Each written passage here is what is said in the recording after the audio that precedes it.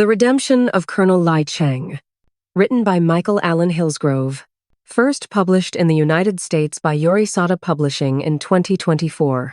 Text copyright by Michael Hillsgrove, Yorisada Publishing.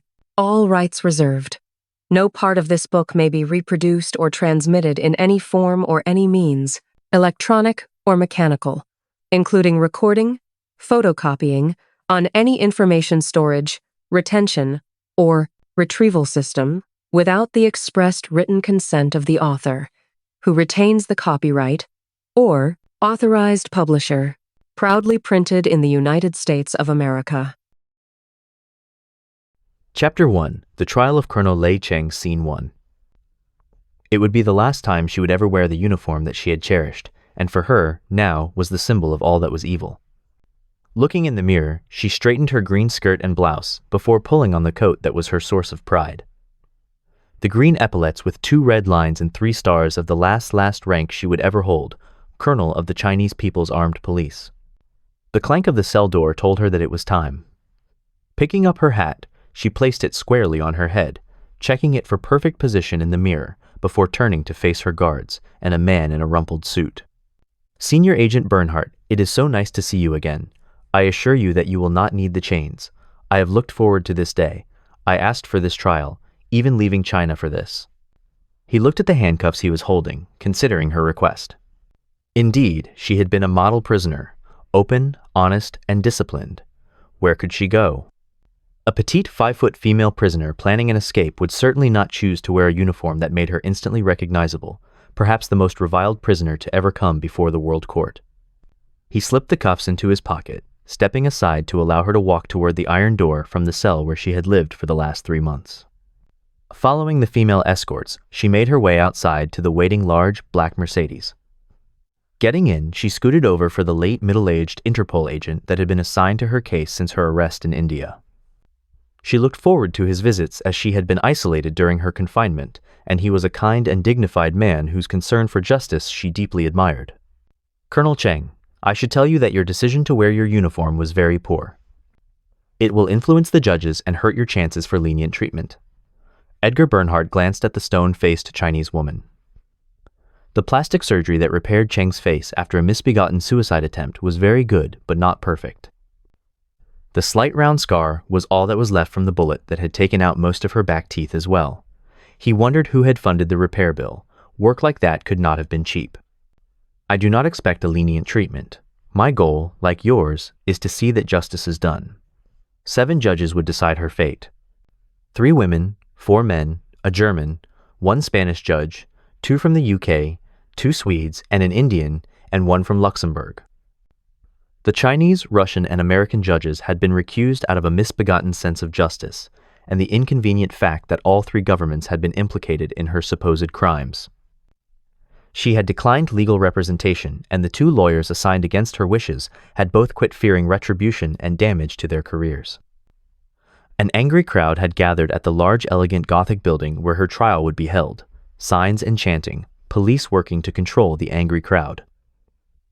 There were a mix of languages, French, and she expected German, and whatever they spoke in the Netherlands. Is this the Peace Palace? Yes, indeed. I am always struck with its grandeur. I wish that we were here on holiday. You would enjoy it, I think, he said nonchalantly. He had treated her well. In what seemed like 1,000 interviews, his soft voice had asked the penetrating questions she had expected with respect for her dignity, and she had responded with respectful honesty in return.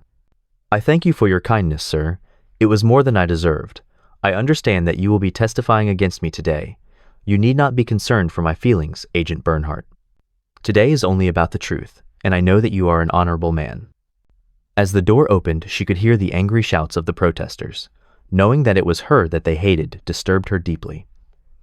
Except for one act, one tiny mistake, she had acted within Chinese law. Hands grabbed her, pulling her out of the Mercedes, dragging her into the building away from the chanting crowds. Colorful windows and magnificent marble, grand staircases and polished statues, and equally polished officials leading her to a small but well-furnished holding room. She was alone for just a few moments before a well-dressed, middle-aged Western man in a pressed brown suit and holding a small briefcase walked through the door opened by the uniformed guard. Are you here to kill me or to give me another briefing? He tried to offer his hand, but the delay had irritated her, and she continued to gaze out the window at the protesters below, ignoring him. I was told that you were a bit blunt. Your English is better than I expected. I am your attorney, Isaac Freeman. Last thing she needed was a do-gooding publicity seeker. American, it figures. I've been looking forward to meeting you. I defended your friend, Jack Morgan, in his case brought by the American government. My friend? She snorted. I was trying to hunt down and kill the man. You are a high-priced legal mercenary making a name on hopeless cases. Mr. Freeman, go home. I wish to represent myself. Good day. The man put his briefcase on the table, popping the locks open to retrieve a large brown envelope. That's about what I expected you would say. Just one thing before I go. You have a letter. A little girl asked me to give this to you. I can return the package unopened if you like. He held up the manila envelope which had a bit of heft to it. Damn him! Damn him! She needed a clear head, and this was exactly what she did not need. Her hands shook as she took the envelope, holding it for a full minute before sitting at the large walnut conference table as she struggled a bit to tear open the taped edge. Photographs and about 10 written pages in a child's hand. Karma would be about 11 now, maybe even an early 12. The first photo was Karma in an old-style Western dress and skirt, cowboy boots, and white cowboy hat, holding a violin. It struck her that she looked more like an American Indian than a Tibetan nomad. The most striking feature was a wide smile and happy eyes. She could not recall even a single instance in Girong prison where she had ever seen the child smile. Pictures with schoolmates, with a dog, on a horse. Pushing them aside, she read the letter. This was a happy child, one without fear but with a bright future. No animosity, none of the hatred that she expected, forgiveness implied if not stated. Just a cheerful child writing as if to a foreign pen pal. The last page, a separate letter from Jack Morgan, thanking her for the opportunity to be Karma's father. Placing her head on the table, she cried. Someone at the door to check on her, but soft words from Isaac Freeman gave her a few extra minutes to compose herself. A clear head was now impossible. Still, this was her fault. Had she not been drunk, the bullet would have found its mark and the issue properly resolved. I can ask for another extension if you need one. She shook her head and stood up, leaving the letter on the table. That one photograph, the one with the smile and violin, however, was something she wanted. It made her decision in the end worth her misery now. Chapter 1, Scene 2. Colonel Lei Cheng, of the People's Armed Police, of the People's Republic of China. Do you understand the severity of these accusations against you? The president of the court was a balding but educated Englishman in his 60s, she presumed. I do. She had never before been on this side of the bar. She was a police officer, and so many times before she was testifying against the accused in the center chair. This time, it was her turn. Do you understand that you are also accused of murder by the People's Republic of China in the death of one Lieutenant Wei Zan and a Sergeant Teng Zhu, as well as treason and corruption?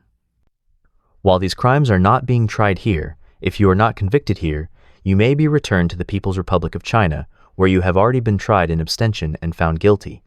Sentenced to death. This was not the day for good news. That last revelation caught the hardened woman by surprise, hitting her like a sledgehammer across the face. I was not aware of that. Your Honor, I have to object to this tactic. Colonel Cheng left China to face, Isaac Freeman argued, and for the better part of what seemed 20 minutes as her mind wrapped itself around her shattered world. A breeze from the ceiling fan brought her out of her thoughts. Enough. Enough. It does not matter. Living through this was never a possibility. Please proceed with your trial. If it pleases the court, I need a moment with my client. No, you do not. You are fired. Get out. The court needs to move on. A sharp rap of the gavel silenced the angry Cheng. Colonel Cheng, I appreciate your concern for the court's time.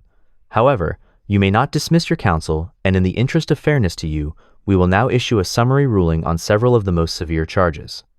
These charges are crimes against peace, specifically the deployment of weapons of mass destruction, the acquisition of weapons of mass destruction, and the sale of weapons of mass destruction to boycotted nations supporting terrorism. Please stand.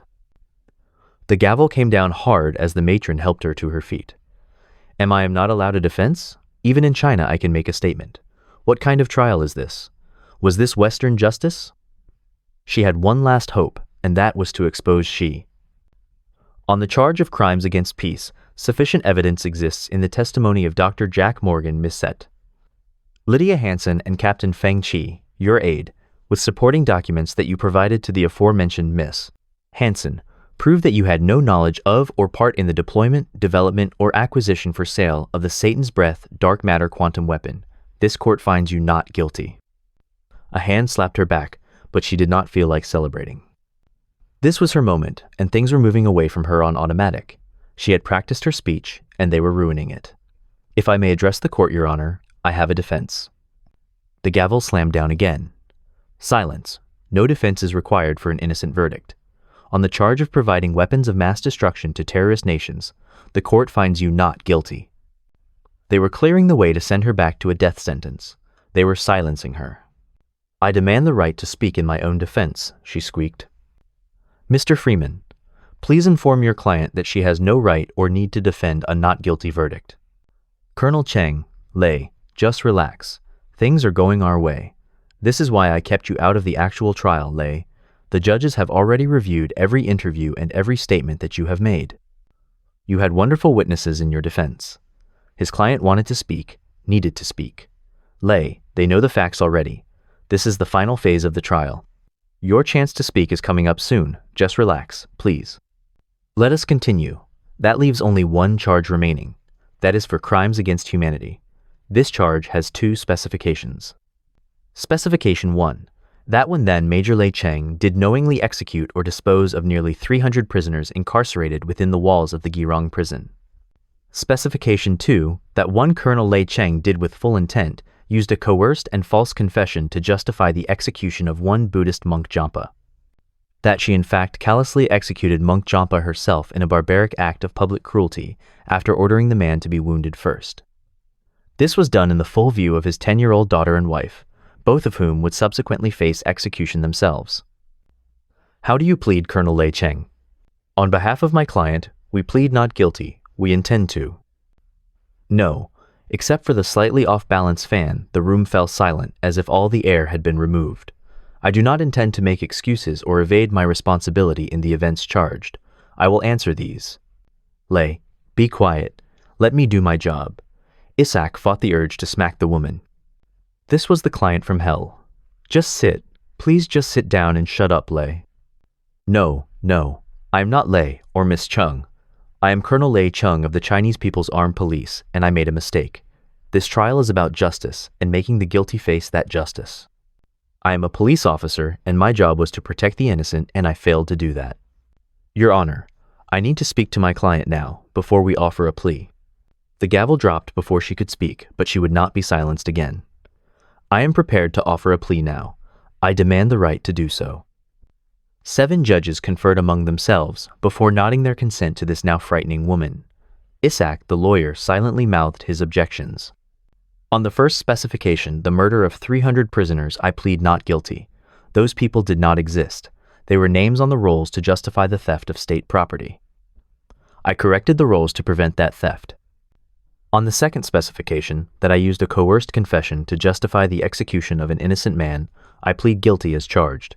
Indeed, I did in fact write that confession myself. To coerce monk Jampa to sign that confession, I offered the freedom of 35 other innocent monks, including his wife Pema and daughter Karma. It was my intention to honor that promise. I demand the right to give a full and accurate accounting of my actions in every detail. Then, I will accept the punishment for that crime as is just. I will not evade my responsibility. I did attempt to save the lives of my friend Ama Pema and her daughter Karma, but I failed to reach them in time to stop an execution order that had been withdrawn. Only the actions of a courageous and honorable man prevented Karma's death. What every lawyer needed, Isaac Freeman mused, a super honest and self-destructive client. Your Honor, I ask for a 5-minute recess to confer with my client. It's near lunchtime, Mr. Freeman. You have 2 hours and I wish you luck. The court is recessed until 1400 hours. Mr. Freeman, get control of your client. Chapter 1. Scene 3. Do you want to die in prison, Lei? Because if you open your mouth again in that court, they will lock you up and throw away the key. Isaac Freeman was angry, livid with her. She fingered the photograph that she had pulled from her pocket. Karma was growing up to be a beautiful girl her mother would be proud of. Or send me back to be shot. I have to be allowed to speak, to tell them the truth. Why? Because an evil man must face justice. Morgan? General Shi. She was behind the plot to bring a superweapon into my nation for testing. She forced me to execute an innocent man. She ordered the execution of Pema and Karma despite my getting the execution order rescinded. She was the one who ran the black market in Tibet. My life is meaningless. Stopping She is everything. She stood, her nails cutting into her palms, and she felt the warm blood oozing into her hand. They had held the trial without her, cheating her of the opportunity to speak intentionally. This was not justice. A noise in the hall, voices outside the door, brightened the face of Isaac Freeman. Ah, lunch is here. Hope you don't mind. I ordered Tibetan from the Tibet restaurant in Amsterdam. I love the kamba fish. It's really spicy. She hated Tibetan food. She despised Tibet, the Tibetan people and mountains, and all the terrible landscapes of yaks and dirty wilderness. But something was wrong. It was the sound of a silencer and a body dropping. Standing up, she shoved Isaac behind her as the door crashed open, an arm with a gun attached, looking for a target, giving her the opportunity to grab his hand and roll her body into the white-coated delivery boy, forcing his back into the table edge. Pulling the trigger, the bullet ripped through the second delivery man as she managed to separate the gun from the assailant with a hard blow to the sternum. Taking her opportunity, she squeezed the trigger again as he charged. Shouts and threats as SWAT-armed police surrounded her, rifles leveled, a prisoner holding a gun with 3 dead bodies bleeding over the floor around her. Stepping to the fore, Special Agent Bernhardt, Interpol, offered to take the weapon from her as she carefully placed it into his hand. Colonel Cheng, I apologize. You are here under our protection to stand trial. The Chinese government will pay for this. Shaking her head, Lei Cheng knew better. Ji, not the Chinese government, Agent Bernhardt. This man is Lu Jie, a guard at the prison, one of Wei's henchmen. I do not know that man. Neither were trained assassins. How do you know this? I went to that school, Special Agent Bernhardt.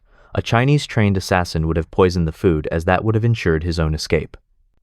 Bernhardt considered the woman's observation. Test the food, and don't eat any of it. We found a Chinese body, the man who killed the actual delivery boy. Lei regretted for an instant the failure of these incompetents on the floor around her.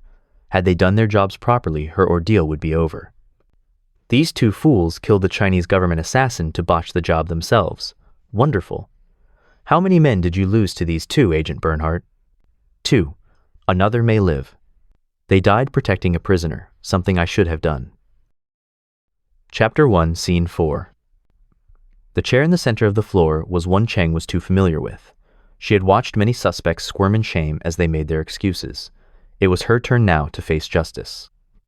Standing at the matron's silent order, Lei felt her knees go weak and stomach turn. Colonel Lei Cheng of the Chinese People's Armed Police, we understand that there was some excitement during our lunch break. Agent Bernhardt and your attorney speak very highly of your heroism. Are you sure you are able to continue? Yes, Your Honor. It was never going to get any better, she thought as she cursed at herself for the squeak in her own voice. Very well then. After careful consideration of specification, one of the charged crimes against humanity, the execution of nearly 300 prisoners, your attorney was able to prove that these acts happened before your arrival to take command of Girong Prison. Counsel has shown that at least 27 of these victims simply paid a bribe to be released while others were shot. The evidence and records that you yourself have provided are sufficient to prove that you had nothing to do with this act. We, the World Court, find you not guilty of this specification. Thank you. Weak knees and tears. I would have refused an order like this. On the second specification for which you have offered the plea of guilty, we have already seen 2 months of your interrogations and have confirmed most of the details. We just have a few questions if you don't mind. Wiping her eyes, Lei labored to regain her composure. Most certainly. Your actions subsequent to the execution indicate that you are a woman of uncommon integrity. Why did you create the confession in the first place? Were you ordered to do this, and by whom? Lei took a deep breath. I was not ordered to create the confession directly, sir. I was ordered by General Shi to get a confession by any means necessary, and that meant torture. Until I had a confession, I could not release the innocent monks. I decided to sacrifice one to save many, especially Pema and the child Karma. This was my one mistake. This is my only regret and the crime for which I plead guilty. Everything I did from that point on was to correct that one mistake. The Spanish judge was an older woman, silent until this moment. Why didn't you stop the execution of Monk Jampa, and why did you fire the bullet that killed him? She had watched the video of herself firing that bullet many times. Each time it had made her sick to her stomach as she watched Jampa fall over and the 10-year-old child Karma dive on top of her dead father. General Shi showed up unexpectedly. I told him that the confession was false, that I had written it myself, but he was pleased by this and had even altered the confession himself to implicate both the woman Pema and the child Karma. Our executioner was dead, so... That would have been Sergeant Teng, who you shot while raping the child Karma, Monk Jampa's daughter. Her voice cracked a bit as she fought to control the tears. Yes, I was never so ashamed of this uniform. After Wei's man missed twice, I completed the execution to end the horror. It was an answer that seemed to satisfy the judges as they shuffled papers and whispered to each other. That is all that we need, Colonel Cheng. The court will retire to consider its verdict. This court is adjourned. Bernhardt, she is all yours. There was so much more. Lei panicked as the judges stood up to leave. But I need to tell you the rest. I need to tell you about General Xi. No one was listening. A hand on her shoulder pushed her toward a back room where she was alone with Bernhardt and two official-looking women. Get out of that uniform, Lei. We need it for the body. Body? You were killed an hour ago by assassins. We know about Xi. Xi and the American Harry Brady have created an international criminal organization with information obtained during his time as director of the American NDRA. We have put together a task force to stop them. You wanted to stop Xi. This is your chance, Susan. Your name is now Susan Lei, a UK resident after your parents moved to London from Hong Kong. That is unless, of course, you prefer to be executed by the Chinese government. What about it, Colonel Lei Cheng, formerly of the People's Armed Police? Was this the plan all along? It was the best deal that she was likely to ever get. Susan, call me Susan.